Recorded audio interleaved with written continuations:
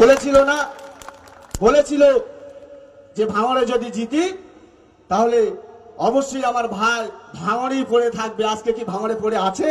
কয়েকটা হাই মাসের লাইট ছাড়া আর কিছু আর দেখতে পায় না।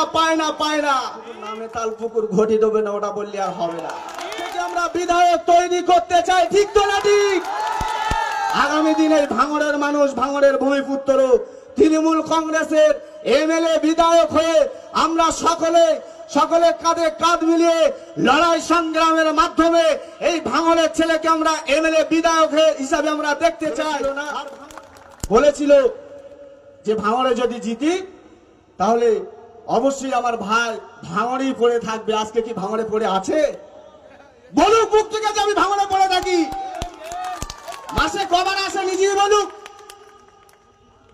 আর 5 বছর পরে লিফলেট আকারে প্রত্যেক বাড়িতে বাড়িতে পৌঁছে দেবে বলেছিল, তাই তো? আর বেশি দিন সময় নেই। আমাদের চোখে দেখা, আমরা যা দেখতে পাচ্ছি ভাঙড়ের মানুষ সেটাই তো দেখতে পাচ্ছে, সবাই দেখতে পাচ্ছে। কয়েকটা হাই মাসের লাইট ছাড়া আর কিছু আর দেখতে পায় না। সেই লিফলেটে কি লেখা থাকে তো আমরাও দেখতে চাই, সবাই দেখবে।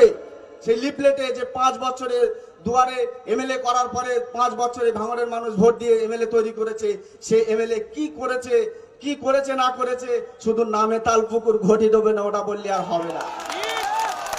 লম্বা চওড়া বক্তব্য নয়, সামনেই আসছে আমাদের বিধানসভা ভোট।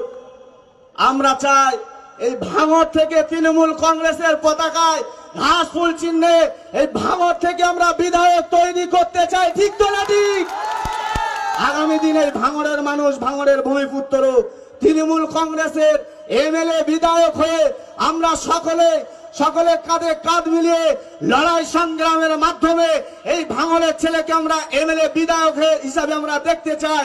আর ভাঙড়ের যে উন্নয়ন আজকে আমাদের সামনে বসে আছেন ক্যানিং পূর্বের বিধায়ক, আমাদের ভাঙড়ের মাত্র একজন অবজারভার, তিনি দায়িত্ব নিয়েছে, যে কাজ করেছে আমাদের এমএলএ কে, আমরা এই ভাঙড়ের এমএলএ কে বলতে চাই যে শওকত মোল্লা মহাশয় এই 2-2.5 বছর ভাঙড়ের দায়িত্ব নিয়ে যে উন্নয়ন করেছে, আপনি 5 বছর হতে যায় কি উন্নয়ন করেছেন আপনি আপনার স্টেজ করে এরকম বলুন না যে এই উন্নয়ন আমরা করেছি।